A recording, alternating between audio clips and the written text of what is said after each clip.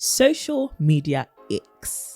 If you said what you said, then say it with the full force of your real profile. People can be crazy, but you don't want them to bring the crazy out of you. 100%. Social media has given rise to the greatest MLM schemes we have seen in our time. You need to start making these algorithms work for you. Hello and welcome to the To My Sisters podcast. I'm Renee. And I'm Courtney, and we are your online sisters and hosts of the To My Sisters podcast. Now, we are all about promoting the wellness, growth, and development of a community of sisters across the world.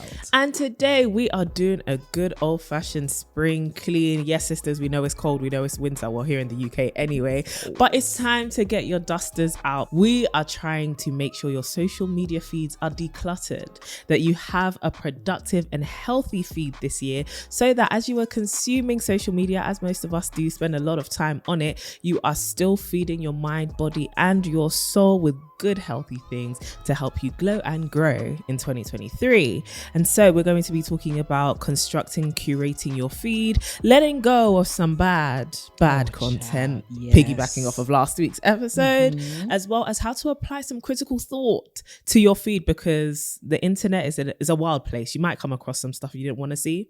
So we want to make sure that you can deal with it when you see it. So yes, before we get into today's episode, housekeeping announcements. I think it's so ironic that this is a spring cleaning video and we're doing housekeeping. There we go. So Vision Fund applications are still open. They are open till the 28th of January. If you don't know what the Vision Fund is, it's proof that you haven't been listening to season 4, but that's okay. We're only 3 episodes deep. You still got some time. Go and listen to our last 2 episodes where we go into detail about what the Vision Fund is, but a little synopsis for you. We are giving away £1,000 to 2 lovely ladies this year to invest in their glowing and growing journeys and whatever vision they have, whether that's starting an organization, working on their own personal development, investing in their community. We want you to put forth your vision and let us know what it is you are doing, and then we can hopefully pick someone who we can support with 1,000 GBP straight to your account. So applications for the first half of this year are open. They close on the 28th of January, as I said. So please head to the link in the description and in the show notes so that you can send in your application. We wouldn't want you to miss out. Any other show housekeeping? Buy the book. Yes. So as you are listening to this episode, we are currently recording our audiobook. So yeah, get the book. Get the book. The link is in the description. It's pretty much everywhere. But also, please do send in your ding dilemmas. As we mentioned last week, some of the dilemmas will be featured in the audiobook. And so because we are in the present time actually recording it, please get those sent in ASAP so that we can have a look at your dilemmas and see which ones fit. Absolutely. But yes, we are making progress on the book. March 9th the book is published, so it's available for pre-order for the UK girlies, US girlies, international sisters. We are working. Us and our publishers are working to make sure that you get some bits and bobs to you ASAP. I think that's all with the house. The house is kept. The house is kept. So let's get into the deep clean. All right. But before we do that, we have a ding dilemma. Let's get into it. Hello, my online sisters. Hey. How are you doing? How are you doing, Renee? Well, blessed and highly favored. That's so jeez. That's so kind. Good. Thank you for your never-ending wisdom. This is how I'm going to be on the audiobook, guys. Please pray for me. This year has started off rocky. I literally cut off my closest friends. I had 2. One walked up to me one day and said she had built up anger for months. Honestly, that shook me. And I apologized for making her feel that way, but our friendship didn't recover. Right. My other friend was sleeping with my on and off ex, and that just broke me. Yeah.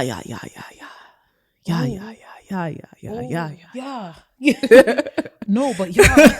Okay. I love my friends, but I was doubting if they loved me too, and I cut them off. However, I miss them dearly, but I'm stuck on forgiving a mistake or just letting back people that hurt me. My quality of relationships is in the trenches, and I am stuck on my next step. Should I try to build new friendships or rekindle the old ones despite them leading me to borderline depression? It's an absolute no. For me, we are closing the borders. Mayday, do not open. Right, okay. Speak on it.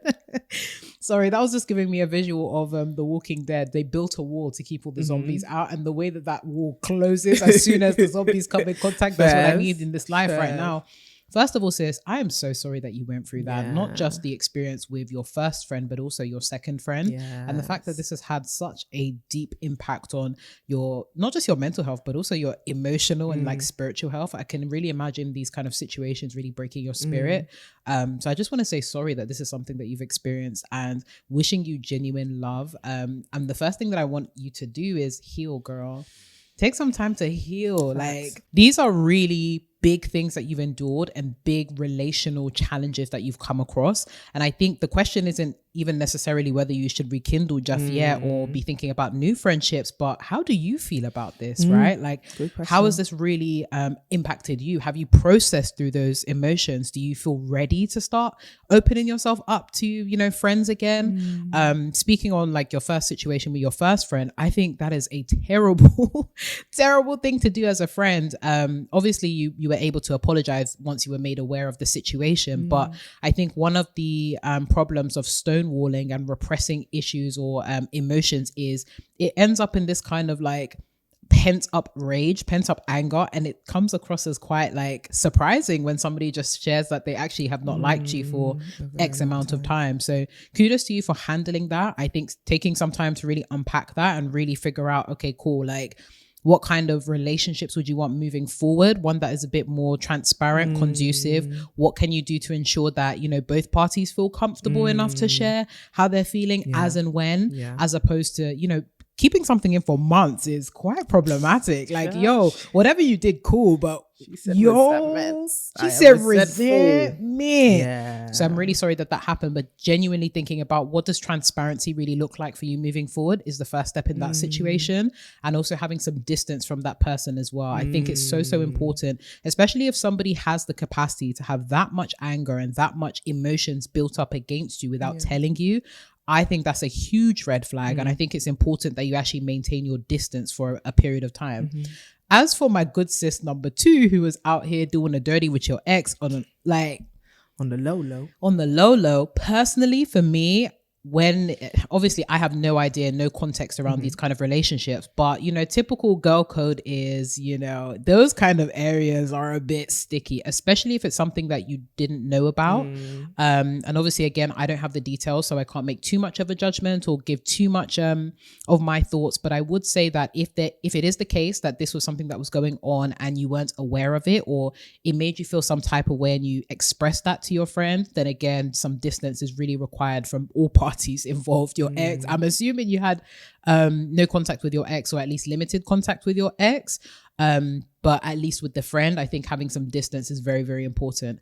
And then again, going through that process of healing, right? What does that look like for you? It might look like, of course, there's the typical things that we do around like journaling, spending some time alone, really falling in love with yourself again. But I think a central and integral part of your healing process is defining what do you want in friendship moving forward based on what you've experienced, and how will you also contribute, but what do you want from other people as well? Now that you have this data and these experiences, you can say, I want more transparent relationships. I want, you know, friendships with people who don't necessarily feel that it's okay to, you know, get involved in any kind of romantic altercation with somebody that I've previously been with, right? So now you can articulate what kind of boundaries make sense for you moving forward. And then I would definitely encourage, if you don't have any like acquaintances or kind of semi-close friends, then that's when it's okay for you to venture into the new friend territory. So now that you have a clear picture of what friendship means to you, what those boundaries are, you can now start exploring new friendships. And again, obviously the sisterhood is here, but thinking about the people that are around you in real life that are in relative proximity to you is a great way to start those relationships up. As you know, it pertains to the friends of yours that you're kind of asking, is it worth pursuing a relationship with them?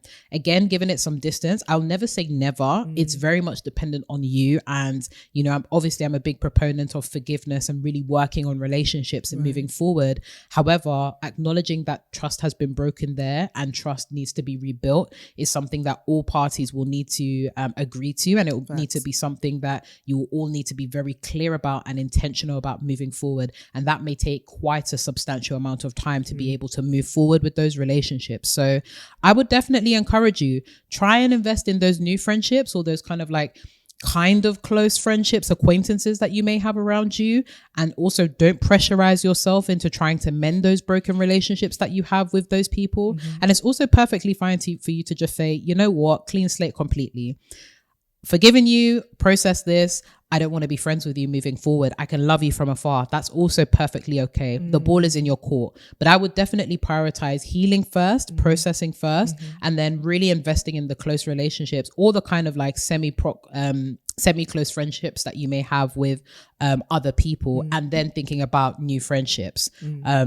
So yeah, that's what I would say. That's really good. What would you say? I think that's really good advice. I think that's comprehensive. I think I personally would have conversations, especially if you're not happy with the way things ended. I would have conversations with my friends around like, hey, you know, let's talk this one out. But at the same time, if they are unresponsive, a bridge has to be built on both sides. And so I think it's important for you to kind of sit down and think, do I really want to be friends with them if they are not putting in the active effort to repair our relationship as well? If that's the case and they're not, then there's so many people out there in this world who you can make friends with and start to build new relationships with, or build upon, like Renee was saying, like acquaintances or people who are in, you know, a bit further out in terms of the circles that they're in. However, I think for you, definitely take time to process what has happened to you, and definitely take time to absorb the wisdom that you could gain from the loss of these friendships, because there's a lot of lessons to be learned here, which Renee has outlined. I think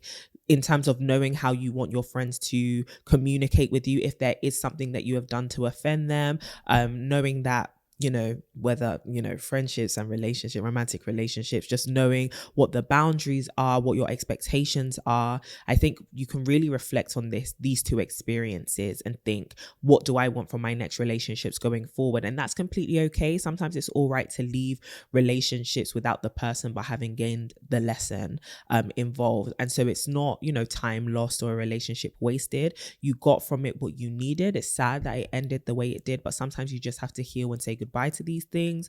It takes time, and that's okay. Also take time to heal within community if you can. Depend on other established relationships which you had. I know these were like your two closest friends, and to lose them around the same time may have you thinking, is there something wrong with me? So I think it's also important to surround yourself with people who love you and love you in the way that you want to be loved, and to soak up that love as well as to, you know, vent and be honest about how it is that you are feeling without like gossiping and stuff like that. But I do think you hopefully didn't just have those two friends, but actually you have other people who you can lean on in this time, and take time to enjoy being in their presence, making memories with them. So sis, we are very, very sad that this happened to you, but hopefully, you know, better friendships are on the horizon, and we wish you all the best in this situation. Your friends do sound like they have a lot of glowing and growing to do themselves. So maybe send them this episode. So she said before we start talking, listen to this episode. Yeah, maybe send them this episode, or the podcast in general, because the girls like to be sharing the podcast. Right. So on that note, if you haven't shared the podcast with someone that's near and dear to you, are they near and dear to you? You know, that is the question. You know, hit that share button, just send it, just pop it over to an auntie on WhatsApp. There you go. Your mom, your sister, I'm sure your cousins would enjoy it. Maybe your hairdresser. Someone needs to be listening. There you go. Your employer. Well, into the spring clean. All right. Social media usage. Yes. I wanted to start this episode off. Well, the whole reason why we wanted to do this episode in the first place was because obviously we're here on the socials. Right, you know, you can follow us, you could do whatever. We'd be creating content or whatever. But so do so many other people, millions of people around the world. Absolutely. And we've not only follow, you know, our favorite content creators or people who, you know, bear that title. We also follow our friends, our family. We keep up with each other's lives on social media and social networking sites. And social media is such a powerful tool. As a full-time creator, I know that like the internet, it blows my mind all the time. However, sometimes it blows my mind in bad ways. Sometimes it makes me a little upset. Sometimes it it ruins my day, you know? And the reason why is because the internet is a reflection of the society we live in, but I would say on steroids, because people can hide behind fake accounts, they can hide behind big followings sometimes, and sometimes it feels like a place that's not real. So we wanted to talk about how you can navigate through social media to use it and leverage it as the powerful tool that it is, without getting caught in a lot of the crossfires that we see on social media feeds. And so the first thing I wanted to talk about was social media icks. Is there anything that you see on social media, or you have been seeing, or that people do on socials that just make you go like, ew, lock my phone, I need to walk away, whether that be on our favorite, you know, TikTok, Instagram, Twitter. Twitter's the worst one for me, but we'll get into that. Twitter, God. Facebook, Instagram, whatever it is that you're using. That is a great question. Oh God. Okay, social media icks. Yeah, there's quite a few that, like, literally I'm like, which one is the first one that I want to talk about first? I think the first one for me that comes to mind is excessive use of social media. Okay. So it's like when you're constantly online, or when somebody is constantly, you can see like literally everything about their lives 24/7 all the time. And I get that, you know, for creators or like semi-creators or folks that just like to be social, it can be nice to be sharing their updates constantly. But sometimes, like, when I see that you're constantly on social media, I'm like, attention, like, what, dude, like, is everything okay? Like, yo, so if I'm constantly seeing like the same kind of people on socials 24/7, they're ready to answer. Like, you'll tweet something, they'll respond, you'll respond back, they'll respond. They're just they're there. Quite a serious thing. That's like ick number one. Another ick that comes to mind for me is the faceless folk, the trolls.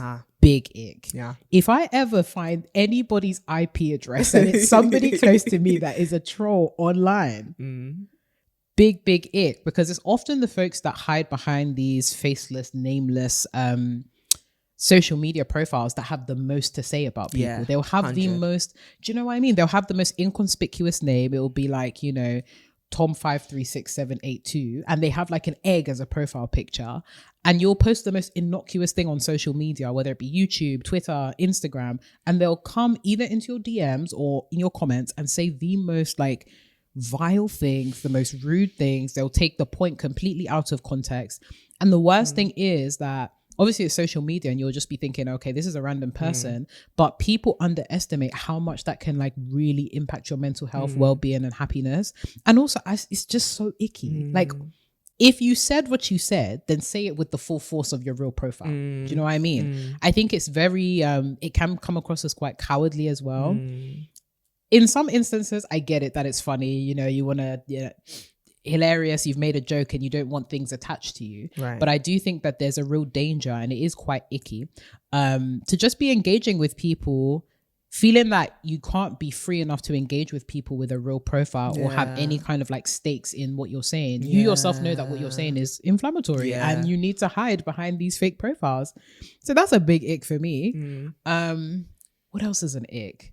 Child, this ain't really an ick. This is more of a hilarious one. But like, you know, when folks be taking lots and lots of selfies, like lots of selfies, or lots of like videos that are just videos of selfies.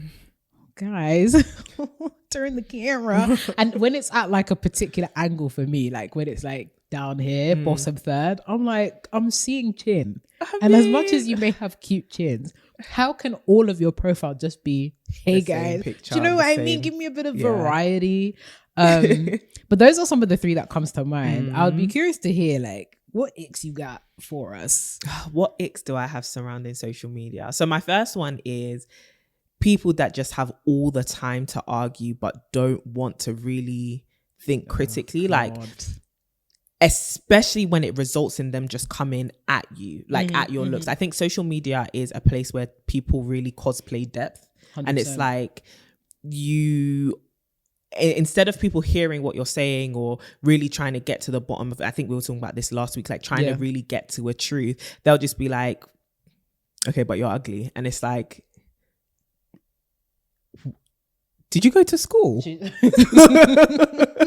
Like this, But also like this is exactly how children act in a playground. And I think social media, like my biggest ick is people just can act very childish. And it's also full of a place where, I mean, it's also a place full of people who can teach you a lot as well. So it's not all bad, but I do find that I was listening to a podcast this morning. I was listening to Here's the Thing by Kevin on Stage and That Chick Angel. And they were talking about how the internet's a funny place because when we were all in school, like in the UK, we have sets, right? Everyone's like divided into sets. But in the internet, we're all in the same classroom. And it's like, I don't even know how to engage in this. We're not even working at the same level here. And it's not to be arrogant. It's not, but it's sometimes to just know you have to pick your battles wisely. But sometimes these battles come picking you. And it's like, why are you trying to take me on when you're not even ready to spar? Do you get what I mean? And like, you're not ready to go blow for blow. You just want to punch below the belt. Right. And it's like, that's another thing that I find quite cowardly. Like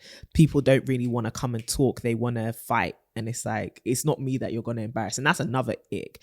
The internet is a place where people feel too boldly to embarrass other people. Right. And I think that that's like really unfair, especially when you think about the fact that like people weaponize the fact they can hide so much about themselves. But when other people, maybe they've put their life on display or they can go for the low blows, it's just like, oh, let's embarrass that person. It's like, there is a fine line for me between banter and just like really jumping on someone's back and in a harmful way. And I think that's why I don't like Twitter, because I'm like, people jump on the bandwagon and it's like, you're too heavy to ride this. You're going to come with something too deep, too horrible, and then we'll be out here in 3 weeks talking about mental health, and then 3 weeks later we're back to clownery. And I think it's important to kind of just remember that people are human beings behind these accounts. Like even the people that hide behind anonymous accounts, they're still human beings. As much as I hate it, there's one particular hater I have on my YouTube channel currently who just wants to come at me with like long essay comments every day. Jenny, I actually see you. Jenny Babes, I actually see you. Jenny, if you're listening to this is for you. Nobody comes for my friends. Okay, Jenny? Okay, Jenny? You guys will see her. We're calling you this out. pops up on my channel all the time. I don't even know why I'm talking about this here. I haven't talked about it on my channel because I'm like, I've got pre-recorded stuff coming out currently, but like they just keep coming at me, and it's like, could even be a guy. It really could. It really could. But even then, like I've had to teach myself compassion even for the faceless, I guess, you know. But you know what, side note, Jenny is coming. I feel like, I know people say this in a cliche, oh, you're just hurt. I feel like Jenny is very hurt, right? And I actually want to have compassion and empathy for that, because I kind of understand where she's coming from. Right. If you don't know what I'm talking about, because most of you won't, just go on my YouTube channel. If you scroll into some of like my community posts or my YouTube videos, you will see that Jenny, which she has a purple icon, it's purple, it's like a purple pig. She essays galore about why I am patronizing and all of these things. So to all of my haters listening, you have a comrade, go join Jenny's gang. But I think when I read her comments and stuff, and I think just generally when you're on navigating the internet, you can really perceive people's pain. Right. And I think that that's something people don't want to be empathetic towards. And sometimes it's valid, because it's like people come at you without empathy, or they come at you without respect, and so it's easy to just go back at them. But I think what I've been teaching myself as a creator, as you know, a co-founder of this community, is just humility. And I think the internet really does, people try to humble you, and I think that's the unfair part. But also sometimes you do need to navigate through the internet with a bit of humility, because people can be crazy, but you don't want them to bring the crazy out of you. 100%. And that is, do you know what? That ick, because some of you guys be trifling on the internet, on the interwebs, and just the way that you interact with folk. I'm very much a big believer of come with the same energy online as you would in person. And I think one of my big associated icks is a lot of people will come with the biggest energy online, but in person, I didn't even hear you enter this room. But that's the thing, you wouldn't even be in the same rooms. It reminds me of like when people talk about Lori Harvey and they're like, I wouldn't date a Lori Harvey who's currently going out with Damson Idris. And you know what? As much as she's come up on the podcast, I really love Lori Harvey. She's dope, right? And I love that she's really in her dating bag. And she said, I'm Inside. going for the big boy baller shot callers. And I love it for her. So yeah, anyways, I'm just waiting for her to date a prince. I feel like she could get there. I think she could too. Yeah, 100%. I think we might even hear a scandal that William's been texting Laurie. I mean, he would have put it in his book. Spare. No, that's Harry. Oh, sorry. My bad. Harry would have put that in the first chapter. 110%. No, but you know what's been the funniest bit of the internet for me recently? It's the videos of it's the comments about how Prince Harry loves Shansia. Shansia. The man can't see Prince Harry. And the thing is, I wouldn't be surprised. Not at all. Because you know on the internet, because you know how the publicity internet, stunt. well, I absolutely love the fact that the internet will take something and run with it. Yes. I'll be seeing all sorts of, Yes. and you know, my first taste of jollof rice with chicken, Harry tells all in his books fair. There's so much, and I'm like, wait, is this true? Because I could believe this. I could believe it Harry. 100%. Like the thing about Harry is you could always tell Harry's been a bit spicy. Yes, you know, yes, he's been a bit definitely spicy. definitely But been a what bit. he's doing right now, I think, is a bit disgusting. It's going a bit too far. It's becoming pandering. Do you know what's I funny? don't like that. Another thing, this is so tangential. I was speaking to my sisters about this, because we were catching up over the book. Yeah. That was how I learned about the word todger. I don't know what that means. It refers to a certain part of the male anatomy. As a todger. Caucasian sisters, you and your peeps are different. It's different. Because my sister, she was like, I didn't need to hear this story about his todger. And I was like, what's a todger? It's todger. But why would they call it that? I Googled it. She's like, yeah, Google it. I Googled it and I said, you know what? I too didn't need to know about this story about his But what's todger. the link? Girl, it was like a whole story about him and his thingy freezing when he went on I can't remember what it was. I think he went on I've heard of that happening to men actually. Yeah, he went on just like a proper skiing freezes. trip or something like that. Yeah, and like something harsh about his conditions. todger.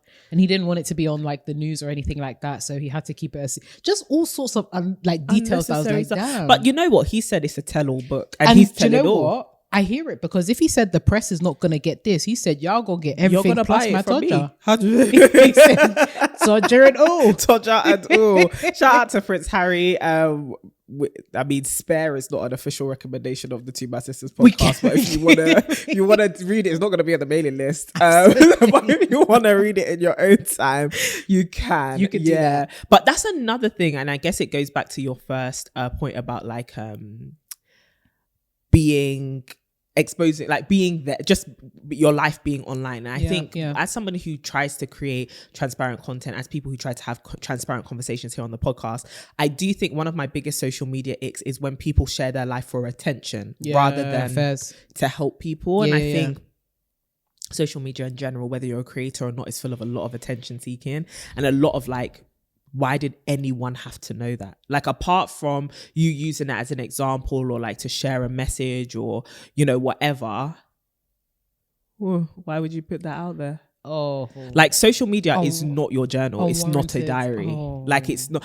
And I'm saying this not necessarily because the people viewing it become uncomfortable, but because for you, it's not helpful. Right. I remember I saw on someone's story recently that apparently Issa Rae regrets writing so much about her personal life in her book when she was younger, or like in interviews and in articles, because now she's older and people know that information about her. And it's like social media is really a forever thing, right? And people can easily hold ammunition against you based on things that you've confessed in wrong timing. That's so good. And you know what, just even thinking about that whole ammo situation, right? That's what fuels a lot of cancel culture, in that we can be so reckless about the things that we share online and, you know, on social media.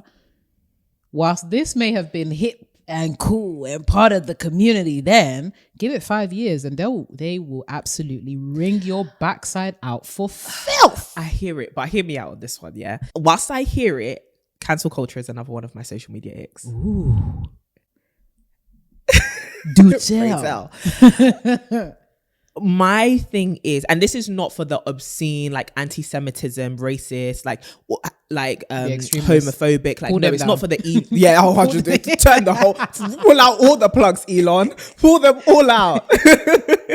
That I'm not talking about that. I am talking about like for example someone like Nella Rose, or people who tweet something out of, I'm gonna say it, like youthful ignorance, or because at the time it is fun, and then you know you progress 5 years and everyone has gone to uni, they've read books. Like we didn't learn about critical race theory till we were maybe 17, and that was on our own volition of picking up a Malcolm X book. Do you get what I mean? So it's not necessarily, and then going to university, it's not necessarily that people were saying it out of them being bad. It was because they were ignorant. Do you get what I mean? So I think one of the things about cancel culture is not that it's not completely necessary. I just think that people are a bit hypocritical in their application of it, and it becomes a bit more of a witch hunt and virtue signaling than it is about justice and progression.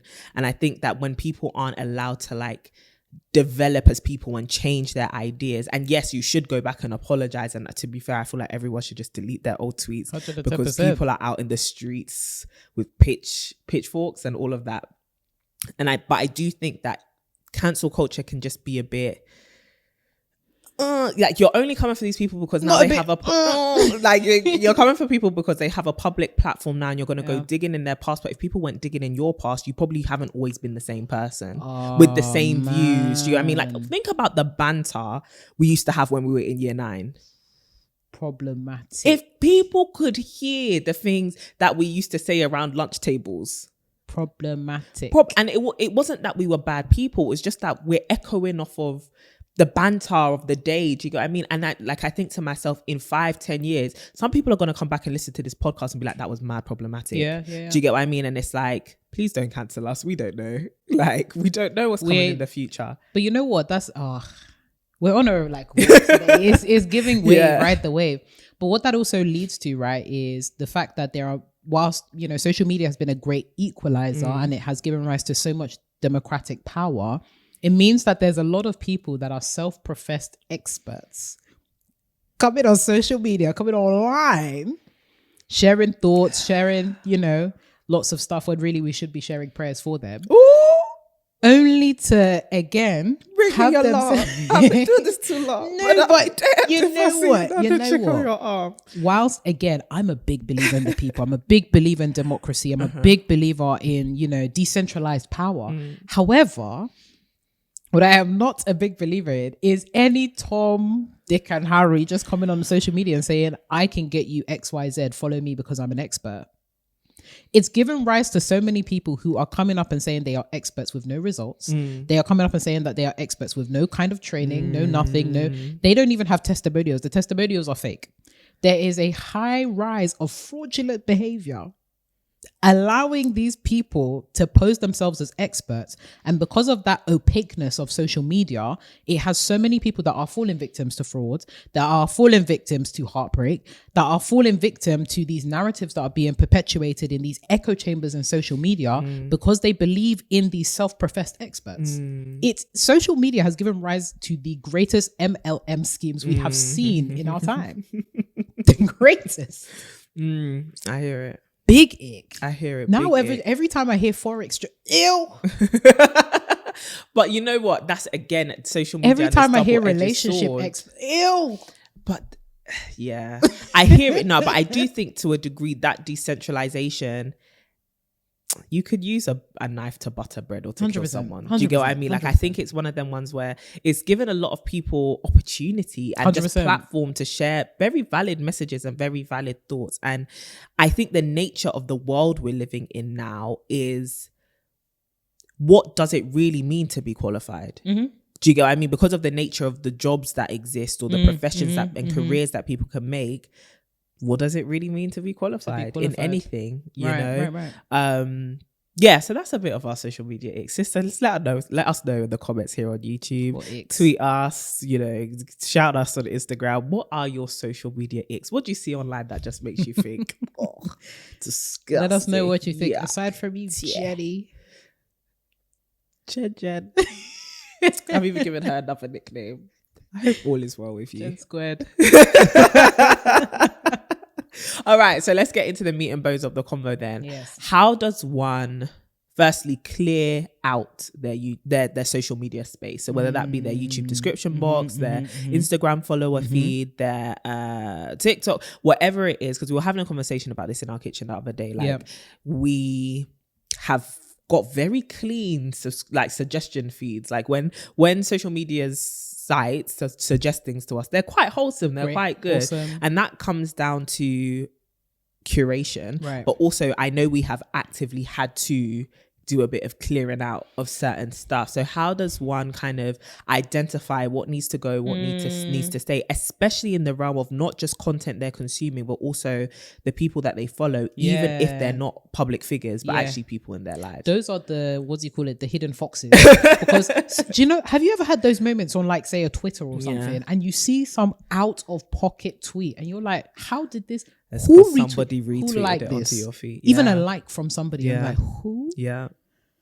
Anyways, we'll return to that in a second. In terms of curating your feed, with anything, it's all about intentionality and understanding what are the results that you want to glean from your consumption. In the same way that, you know, when you're ordering on a takeaway menu, you're very much like, I want to enjoy this particular food because I know that it will produce this particular feeling for me. It might be you want to get the extra cookies. You might want to get, you know, the nice high protein. Whatever it is, it's about understanding what is the effect of this? What is the effect that I want this to have on me? And I think that sometimes we see social media as something quite passive when it's actually something very active. And we underestimate the fact that this is consumption. And the thing about consumption is, baby, that's going to show. It will show over time that you have been consuming particular, in the same way, again, with your diet, for example, it will show that if you've been having particularly oily foods and you are acne prone, that, you know, the acne is going to start flaring. It will show that if you have been, you know, having a high protein diet, for example, that you may build muscle mass. After time, it will show what you've been consuming. So being mindful of the fact that social media consumption has creative power in your own life and it actually impacts you greatly is important. So having recognized that, what effect do you want that consumption to have on you? For me personally, there are a couple of things that I would like from when I consume social media. A big one is I like to laugh. I like funny things. Yeah. I like, you know, humor. I love memes. So of course I'm going to like memes. I'm going to follow meme pages, but only appropriate ones because there are some dark web. There's some dark humor is a bit helter-skelter sometimes. So I like the wholesome memes, the TikToks that make me chuckle, you know, those relatable everyday type memes, right? I also want to be feeling fulfilled, right? So I want to engage with folks that are interested in the same pursuits that I'm interested in, right? So that's things like fitness. I'm interested in that. I'm a Christian. I'm going to consume Christian content. I'm going to be listening to and watching sermons actively. I'm going to be watching women that I really, really like or have inspired me in some way. And it's funny because you actually build up a real relationship with those kind of content creators and you build up a real like understanding and a real appreciation for their work, because now it's not just that I came across this video, but it's I actually appreciate the work that you're doing, the content that you're creating and how much it's actually impacting me. I also consume social media because I actually want to support the people that I care about. Yeah. So I'm an avid follower of, if you haven't already, in fact, if you're new here, shout it must out to all the sisters that did recently subscribe though, because I saw a huge spike on my channel. I was like, oh my God. Get CDB to 100K. Amen. If you get, listen guys, if we get CDB to 100K, we'll throw a party for you. Get her to 100K. No, get her to 100K. We'll throw a party. Dead ass. Come back to this video. I appreciate that. Come back to this video. Throw a party. Okay. I can say I'm a proud follower of CDB's content since uni days. I've been watching her since YouTube. Yes. I've grown with her. I'm even just like so overwhelmed to be on the same couch with her right now. Just stop it. But those kind of things, right? Even when we're thinking about social media, if you do have friends or family that are creating content or doing things on social media that is really pivotal to the work that they're doing in real life, support them. It's not even just about, if you come across it, you like it, follow them. But what if it's bad? If it's bad, we'll come to that in a second. You could mute it. That's all the good stuff. In terms of getting rid of the bad stuff and doing the spring cleaning, it's very much about self-awareness. So I literally went through like a week ages ago where I noted down what are the things that I'm coming across that make me feel uncomfortable, make me feel upset, sometimes even trigger old insecurities and stuff like that. It's actually perfectly fine. So if you find that you're a person, for example, that it can be quite triggering to have to look at all of these like high fashion supermodels all the time because that's not your reality, baby, you can just mute that, or you can just curate your feed in a way that you don't have to see it as regularly. If you're somebody that's struggling with, for example, lust, and it's something you're trying to minimize, again, eliminate it completely. Your access to, I know folks I don't know what happened, but just like on Tumblr, folks be retweeting pornography on Twitter. I'm seeing a lot of just like shady stuff. And obviously to each their own, but me personally, I don't want to have access to that because it's not having the effect on me that I would like. Right. So if it is something that is triggering for you, it's all about eliminating those triggers. So it might be a muting, it might be a blocking, it might be a, you know, on Instagram they have them 3 little dots. Is this appropriate? No, don't show me this again. Actively doing that and removing those triggers and those sources of triggers, and you'll find yourself actually feeling lighter, uplifted, happier. So that's specific content styles. Where it can become tricky is the content producers, right? Or the folks that are liking things that are inappropriate, that are within your network. Or I have a 3-strike rule personally. Even if we are close, not even close, let's deal with the people that are on the outer circle. So acquaintances, people that you may know and all that kind of stuff that are maybe retweeting inappropriate things or all of that kind of stuff. That warrants a soft block in my opinion. 3 strikes and it's a soft block in the case of it may be a muting, it may be I'm gonna ignore this profile. You're perfectly within your rights to do that. And I would encourage you to do that so you don't see that content. For those that you are close to, depending on the nature of the content that they are retweeting or sharing or liking, it may be worth raising up to them. So for example, if you do have friends that you're both, you know, trying to, I don't know, stay celibate, for example, and you're constantly seeing them liking certain things that are inappropriate, you got to flag it to them. Depending on obviously proximity, you need to flag it to them and be like, yo, I'm trying to do a thing here. I can see your tweets. You know, you get what I'm saying? I don't want to be that awkward person, but there's been times where like my friends will like certain questionable things. I will send it to their DMs right away and be like, yo, what's good?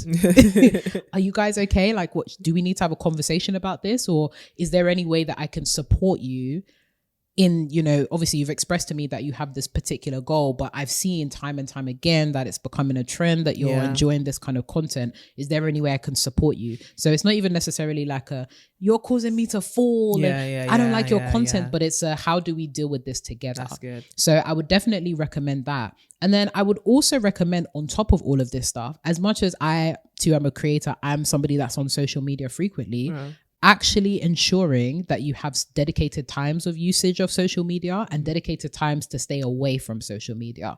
Much like anything, the detail and the devil is in the dosage.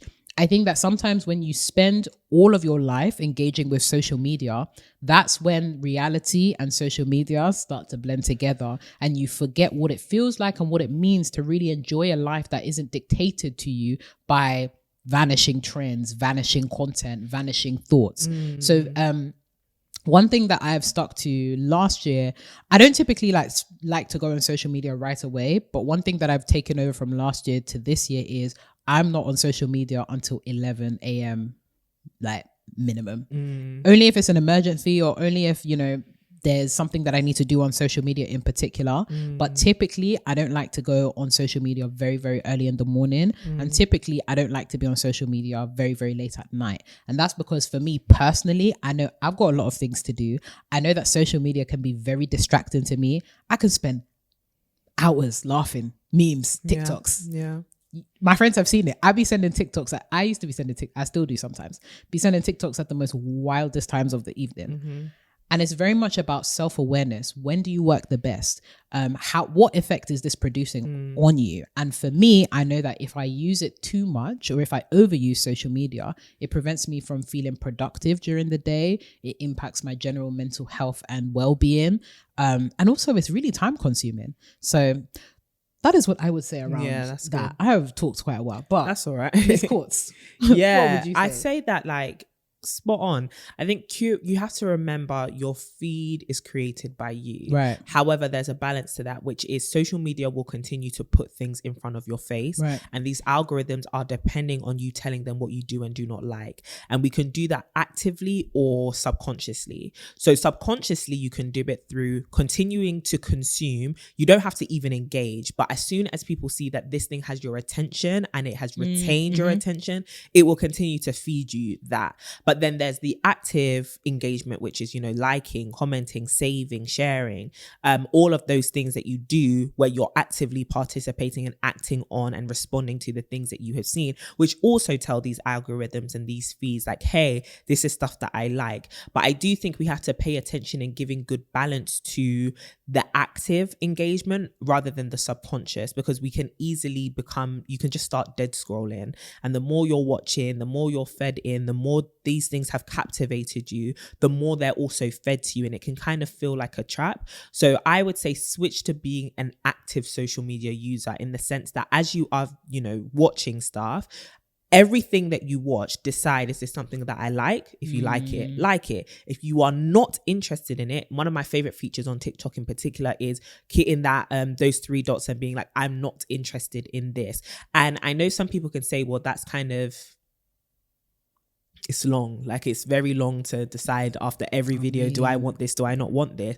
But I think that really does set the tone for what you are continuing to be fed, and that's how you become someone who actively curates your social media. And it just takes a keyword, which we always say when it comes to your personal development, which is intentionality. Because if you're not careful, you're just going to be dead scrolling for the rest of your life, and your screen time is going to be through the roof, and before you realize it, you're stuck in that cycle because it keeps feeding you stuff that's going to retain your attention, whether that's pimple popping, the animal videos, children videos, like whatever it is. And it's like you're so enamored by what it is that you are seeing that you're forgetting to really question whether this is helping you, whether it's helping your productivity, helping your mental health, etc. So I would personally say you have to give these out. You need to start making these algorithms work for you, because social media is going to continue to push stuff in front of your face regardless, and they're going to do it based on your subconscious scrolling. And so I think it's important for you to really actively shape your feed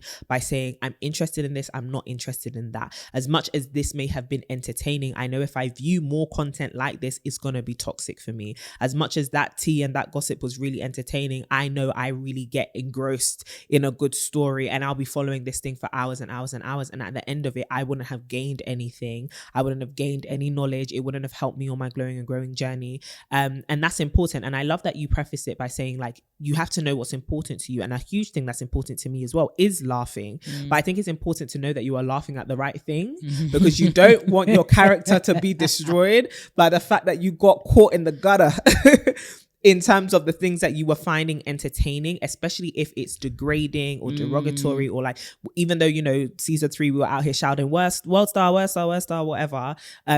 If that's not in alignment with the character you want to have, then you don't really want to be consuming it too much. And so I think it's important to kind of look at yourself and say, okay, my social media, whether I like it or not, is going to really help shape who I am, because it's so full of information that the more you're exposed to certain things, the more you kind of morph into those things. It changes your language. Like, I stay quoting TikToks all day long. Like, I'll be holding my godson, I'll be like, oh, you so cute, purr.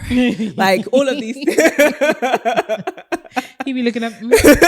Who is this? What did she talk about? Sound like a kid. Literally, I've heard that before. But that's because what I'm viewing is also morphing me. It's morphing my language. It's morphing my belief system. It's morphing, or it's shaping my perception of the world and the way I'm navigating it. And so I think it's important to have a critical point of view, an intentional approach when it comes to your social media consumption in particular. And I do think it's important to also have a guard on how much social media that you actually consume, like Renee was outlining. I do think it can become second nature to us.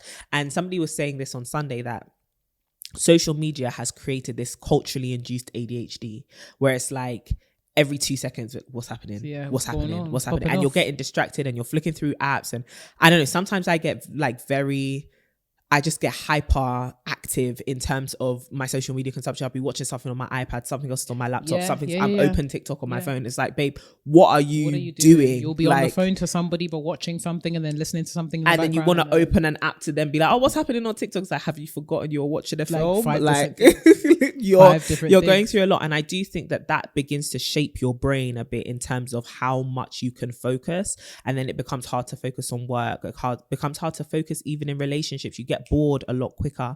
And so I think understanding that these things may feel very tempting, and social media is literally, it is engineered to be addictive. As much as it is addictive and you can get sucked into that wormhole, it's actually your responsibility to keep yourself out. And that brings me to my last point around curation, which is social media and your consumption of it is really your responsibility. Right. As much as we can criticize what creators put out there, as much as we can say, you know, people shouldn't do X, Y, Z, or these conversations or this language is harmful, our use of social media is our own responsibility, which is why we go so ham on when people use it recklessly, because we believe they should be more responsible. However, it's also for us to be responsible with our usage and also protecting our hearts and protecting our minds in terms of what we are exposed to. And it's much easier to control your behavior than to dictate somebody else's. And so really taking a step back and being like, you know what can I do to make this situation healthier for me? And having that kind of selfish approach that says,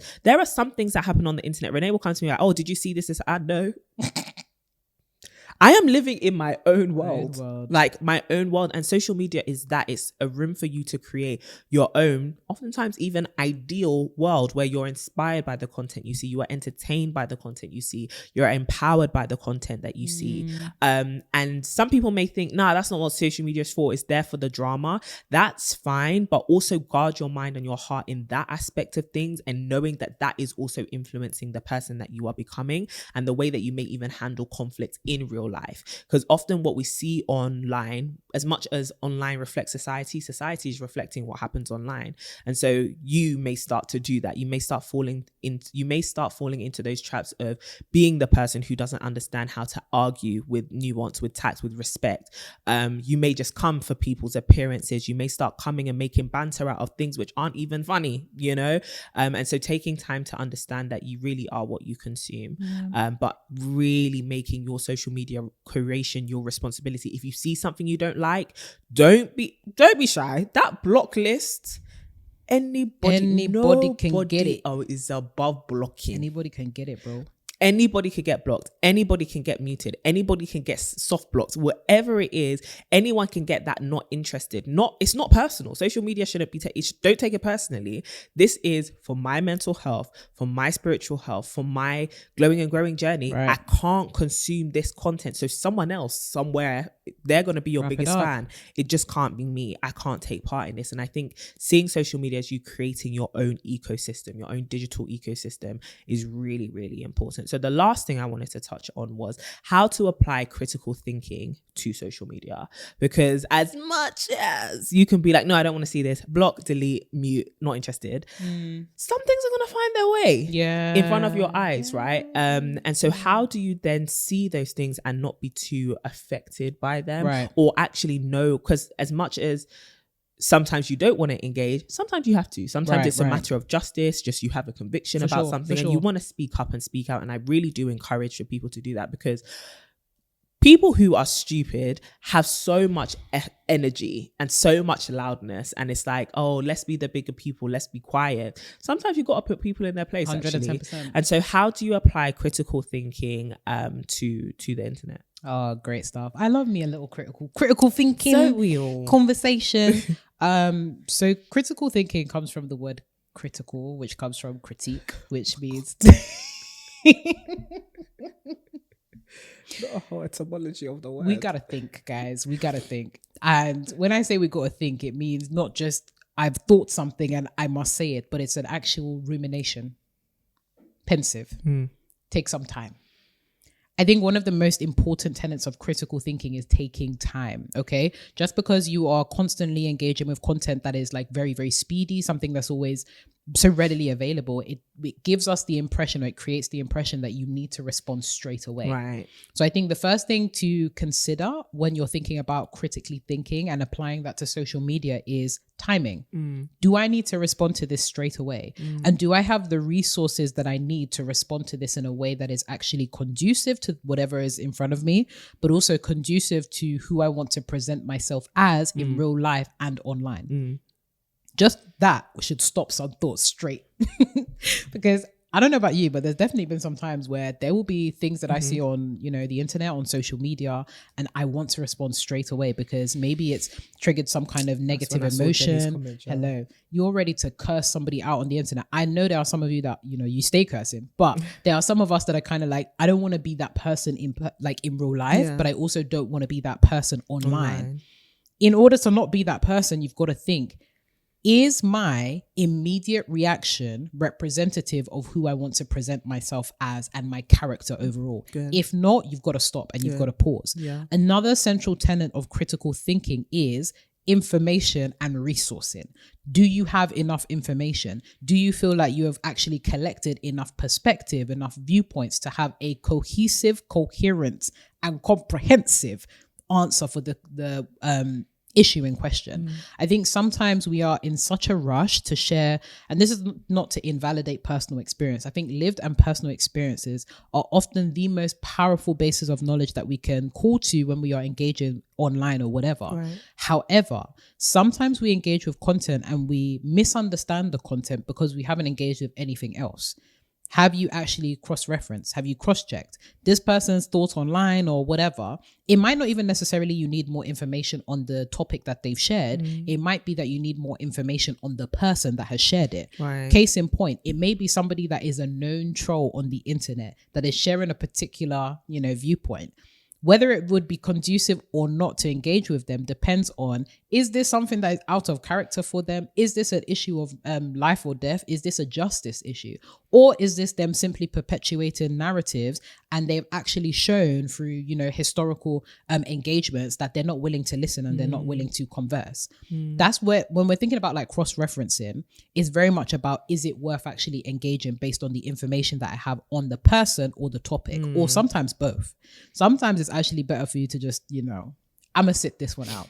There are certain topics that I'll come up on the internet that I'm just like, I am not engaging. I have capacity to engage, but critically thinking, it would not be useful for me to engage because of those reasons. Either the person is not willing to listen and actually have a conversation about it, or I don't feel like I'm equipped enough to have a conversation about this.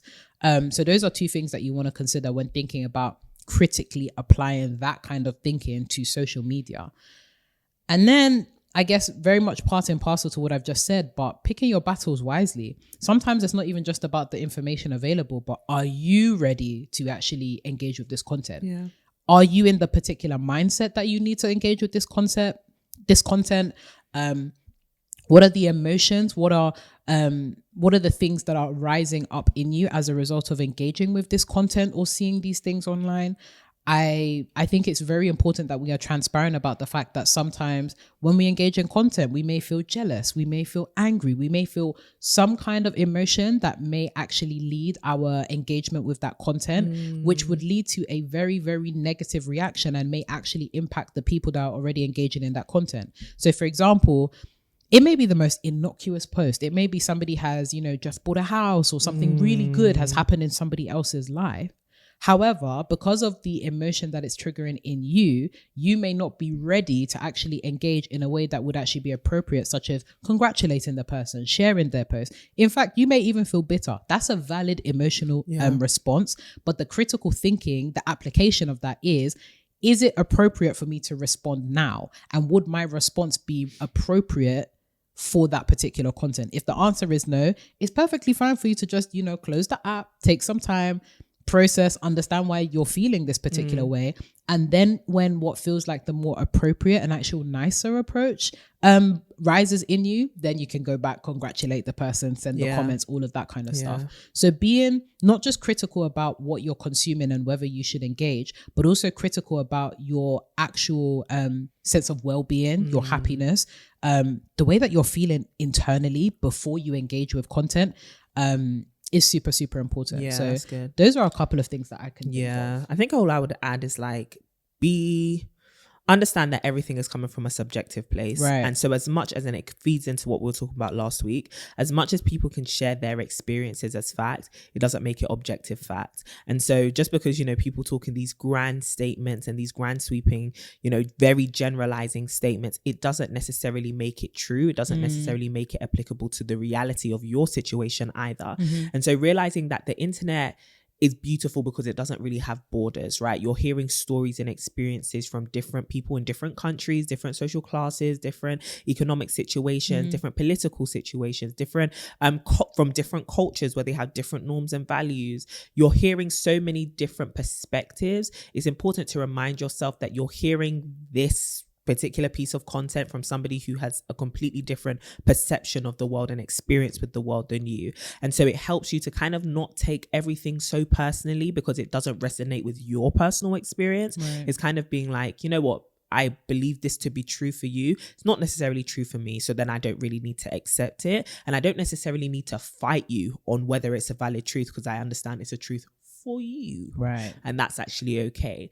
The internet is filled with a lot of voices and it can feel very overwhelming. So sometimes you may want to limit the amount of voices that you can hear, but I also don't think you should shy away from hearing opposing voices and opposing thoughts, but do be ready if you desire to engage in good conversation with people. And I think that that's just a bigger critique of social media in general because of a lot of the short form content which we're exposed to now. People can't necessarily write whole blog posts or LinkedIn articles. Whilst you can, not many people are going to read it.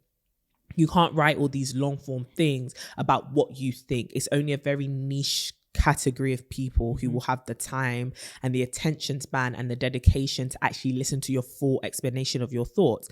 However, we're living in a short form world, right? A tweet, a TikTok, a 30-second video, a reel is going to spread way faster and way further. And sometimes that leads to misunderstanding. Even comments, the comment section is limited in terms of characters that you can type. Like you have to take these things with a grain of salt. And I think what's inevitable with the culture that's like that, social media culture, which is like that, is misunderstanding. And so don't be so shaken if you are misunderstood.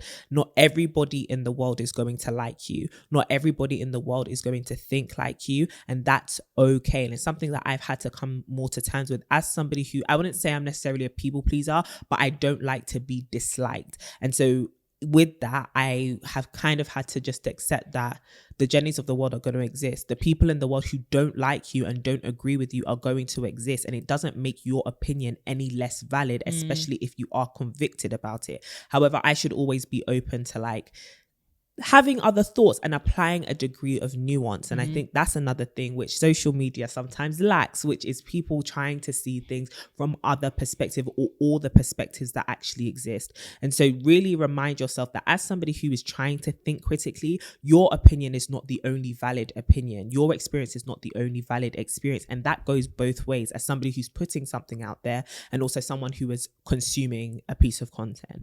And sometimes that's a hard pill to swallow because we want to understand things. We want things to fit perfectly into our world. The world doesn't work like that. Life doesn't work like that. And that's okay. That's what adds a bit of spice and variety, you know? But what's also beautiful about that is you don't have to feed into it. So if you see something that's like, this is completely off, you don't have to feed into that. You don't have to follow that. You don't need to be a part of that corner of the internet. It's fine. Go and find your people. Go and find the place that makes you happy. That's what I'd say about social media in general. Lovely place. Great place. Gotta love it. Gotta hate it sometimes. Bit crazy. Yeah. Well, sisters, we've come to the end of that episode. I feel like I got some stuff off my chest. Yeah, it felt very therapeutic. Yeah, we hope that you enjoyed it. We hope that you loved it. If you did, you already know the deal. You could come and engage in conversation with us down in the comment section here on YouTube. Or you can follow us on Instagram. The lovely lady who's got her puff out gracing us today on my rights is at Renee Kapuku. And you can follow me at CD Boating if you want to follow our personal glowing and growing journeys. But if you want to stay a part of the sisterhood and the community, we want you to be a part of it. Follow at To My Sisterhood everywhere. Absolutely. Everywhere, genuinely, not in person though. Don't come looking for us in person. Like, it's a bit creepy. You know? If you see us outside though, do say hi. No, if you do see us outside, please say hi. We always love it when folks approach us and they go, listen to your podcast. Yeah, really? Oh my gosh. So yeah, please do approach us. But of course, please join the mailing list, www.tomysisters.com. It's as simple as that. As simple as a tap and you're part of the mailing list. Simple. Where we share our weekly tips for glowing and growing, as well as just just keep you abreast of all the things that are happening in TMS world. So don't miss out and make sure you are part of our community. For real. Otherwise, sisters, we hope you have a fabulous, excellent, and blessed week ahead. Curate those feeds, baby. Keep us at the top of it, but everybody else gotta go. Not everybody. Not everybody, that'd be crazy. Yeah. But if you did have to prioritize, keep us at the top. Hallelujah. Bless you. God bless. Anyways, sisters, have a fabulous week and we'll be with you next week, bright and early. So until then, keep glowing and growing.